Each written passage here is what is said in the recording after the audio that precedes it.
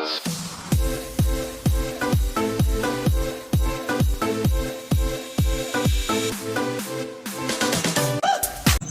tayo guys, may loading tayo ngayon. Ang loading natin ngayon is ang fourth training ng ating Team A sa AFPF Club. So iloload ulit natin silang tatlo. So unang entry natin ito. Iloload natin sila. C037. Next natin si 247. 247, yan. Sunod natin si 034, yan. Yan siya. So, yan na sila. So, ang release niyan bukas is sa Santo Domingo na. So, medyo malayo-layo na rin ng konti. Siguro mula Santo Domingo hanggang dito sa loft natin is 61 km. So hanggang dito na lang muna guys. Update ko na lang kayo bukas.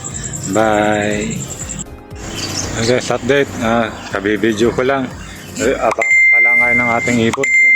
Sakto naman na magbibidyo na sana ko. May dumating na isa. So meron tayong pinuling wrong pick.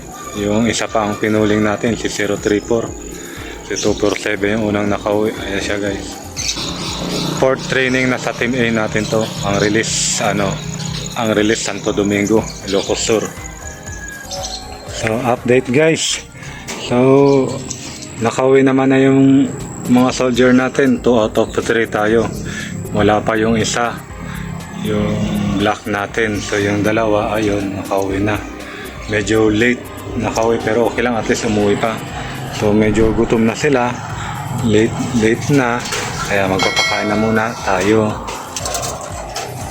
So yun, nagpakain na muna tayo guys. Medyo late na. Hindi na natin mahintay yung isa. Ewan ko bakit nahuli yun.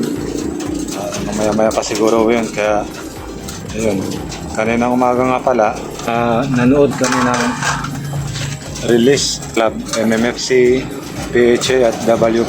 Hanggang dito na lang muna yung video guys. Bye!